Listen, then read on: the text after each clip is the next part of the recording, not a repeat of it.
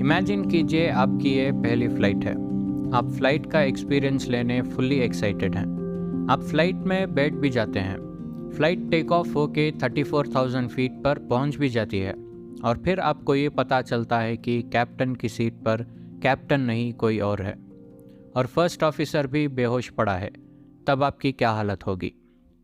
आपके दिमाग में सबसे पहला डाउट आएगा प्लेन हाईजैक का, लेकिन ऐसा कुछ भी नहीं होता। अब तक जो आप इमेजिन कर रहे थे और जो भी मैं बता रहा था वो कोई कहानी नहीं थी। एक्चुअल में ऐसा ही same incident Helios Airways flight 522 के साथ हुआ था। वीकली फैक्ट्स रिलीज़ की एक और वीडियो में आपका स्वागत है। अगर आप ये जानना चाहते हैं कि आखिर इस फ्लाइट में हो क्या रहा था तो वीडियो को एंड तक देखना, और वीडियो पसंद आए तो लाइक, शेयर और सब्सक्राइब ज़रूर करना। हीलियोस फ़्लाइट 522 एक पैसेंजर फ़्लाइट थी जो लार्नाका से लेकर प्रेग तक जाने वाली थी। इस प्लेन में दो पायलट्स थे। एक थे कैप्टन हैंस जर्गन मर्टिन, जो कि 58 ईयर ओल्ड एक जर्मन पायलट थे। इनके पास टोटल 16,900 आवर्स का फ़्लाइट एक्सपीरियंस था। और जो फर्स्ट ऑफिसर थे वो 51 ईयर ओल्ड पैम्पोस चेरालम्बोस थे। इनके पास भी अच्छा खासा फ़्लाइट एक्सपीरियंस था, अप्रॉक्स 7,549 आवर्स का। इससे तो ये साफ हो जाता है कि दोनों पायलट्स काफ़ी एक्सपीरियंस थे। ये प्लेन लंदन से लार्नाका उसी मॉर्निंग अराइव करती है और प्रीवियस फ्लाइट क्रू ये कंप्लेन करता है कि इस प्लेन के राइट एफ्ट सर्विस डोर से कुछ अजीब आवाज़ आ रही थी। और फिर ग्राउंड इंजीनियर से उस प्लेन का एक कंप्लीट इंस्पेक्शन किया जाता है। इंजीनियर प्लेन का प्रेशराइजेशन लीक चेक भी करता है। अब आगे बढ़ने से पहले हमें ये समझना पड़ेगा कि आखिर ये प्रेशराइजेशन चेक है क्या। सबसे पहले हमें प्लेन्स की एक ख़ास बात जाननी होगी, यही कि जितना हाई एल्टीट्यूड में प्लेन फ्लाई करती है उतना ही उस प्लेन के लिए अच्छा है। पहले तो प्लेन्स की फ्यूल इकोनॉमी बढ़ेगी, फिर प्लेन्स को बैड वेदर से भी प्रॉब्लम नहीं होगा और साथ ही साथ टर्बुलेंस फैक्टर्स भी कम देखने मिलेंगे। इन सबसे बड़ा प्लस पॉइंट ये है कि अगर प्लेन में कोई टेक्निकल प्रॉब्लम आती है और किसी कारण प्लेन अपना एल्टीट्यूड लूज़ करना शुरू करता है तो पायलट्स को एक्स्ट्रा टाइम मिल जाएगा उस प्रॉब्लम को सॉल्व करने के लिए। लेकिन इसका ठीक उल्टा हम इंसानों के साथ है। जितना हाई एल्टीट्यूड में हम फ्लाई करेंगे उतना ही थिन ऑक्सीजन होता जाएगा और फिर हमें ब्रीथिंग प्रॉब्लम हो जाएगी और बहुत चांसेस है कि हमें हाइपॉक्सिया भी हो सकता है। तो अभी आपको ये डाउट होगा कि जो प्लेन्स हाई एल्टीट्यूड में फ्लाई करते हैं वहाँ पर पैसेंजर्स को कुछ नहीं होता। इसके पीछे भी एक रीज़न है।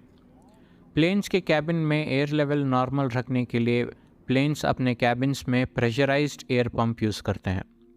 ये पूरा एक ऑटोमेटिक और कॉम्प्लेक्स सिस्टम है जहाँ पर हवा इंजन के कंप्रेसर के थ्रू एंटर होती है और फिर जाती है प्राइमरी हीट एक्सचेंजर में। फिर वहाँ से वो एक टरबाइन के थ्रू पास होती है और फिर दूसरे हीट एक्सचेंजर्स में जाती है और फिर कंट्रोल वाल्व्स में जाती है जो कि इस एयर को कूल करते हैं और फिर नॉर्मल टेम्परेचर और प्रेशर पर सेट करके कैबिन्स में रिलीज़ करी जाती है। अब जो हवा कैबिन के अंदर होती है उसे एक आउटफ्लो वाल्व के थ्रू बाहर भेजी जाती है और फिर से एक फ्रेश एयर कैबिन में पंप करी जाती है।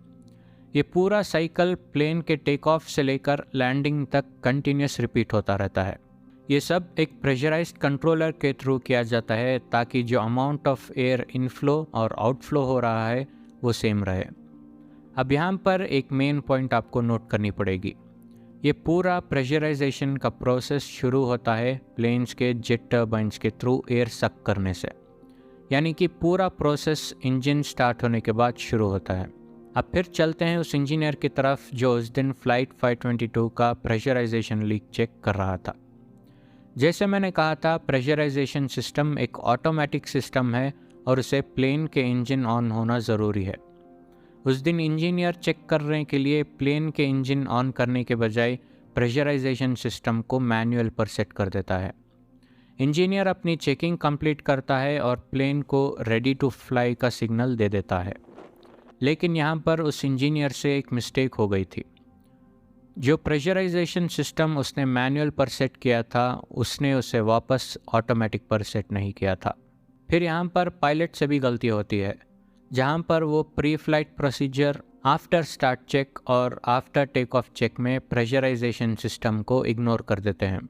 अब प्रेशराइजेशन सिस्टम मैनुअल होने की वजह से आउटफ्लो वाल्व जहां से कैबिन के अंदर की हवा बाहर जानी थी वो अब सिर्फ पार्शियल ओपन था।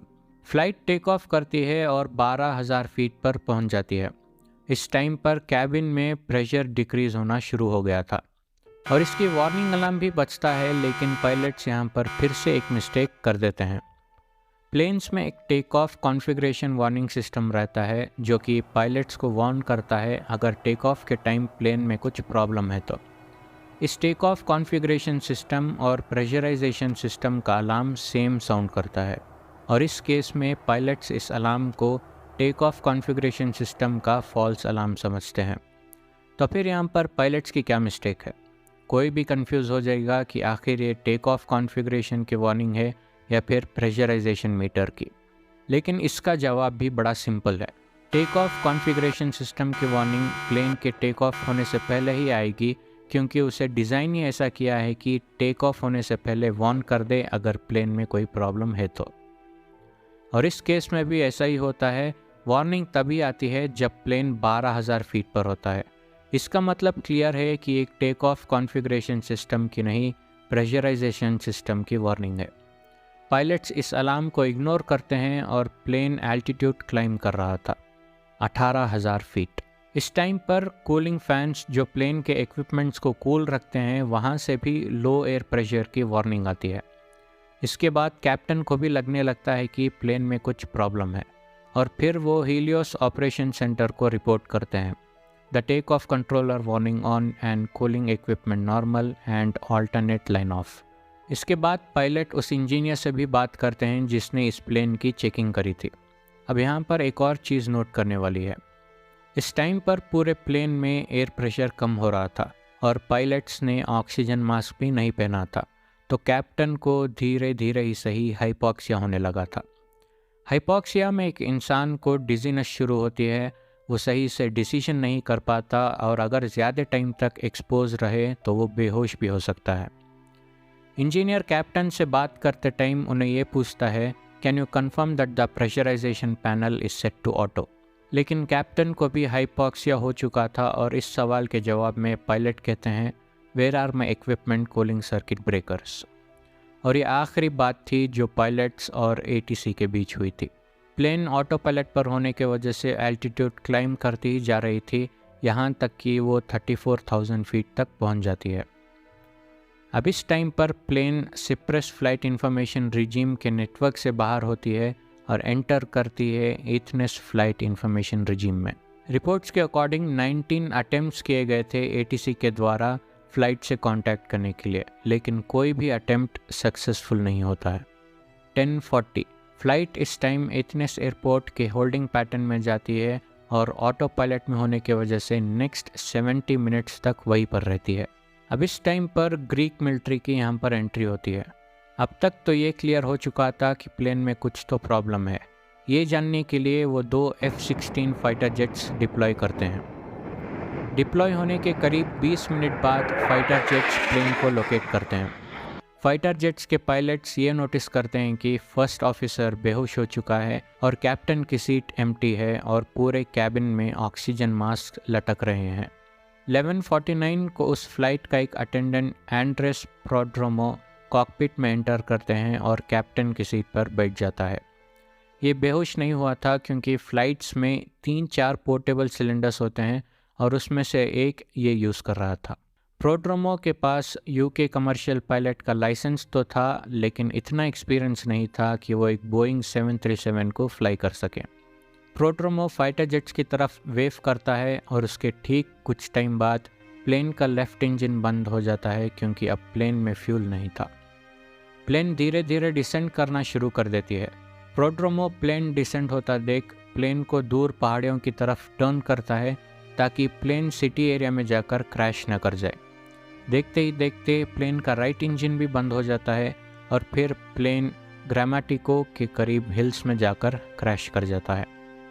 121 पैसेंजर्स और सारे क्रू मेंबर्स अपनी जान गंवा देते हैं।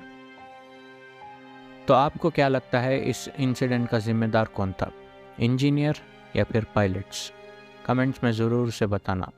तो बस इतना ही था इस वीडियो में। अगर आपको ये वीडियो अच्छी लगी तो लाइक, शेयर और सब्सक्राइब ज़रूर करना। ऐसे ही इंटरेस्टिंग टॉपिक्स आने वाले हैं। मैं मिलता हूँ आपसे नेक्स्ट वीडियो में, तब तक के लिए बाय बाय।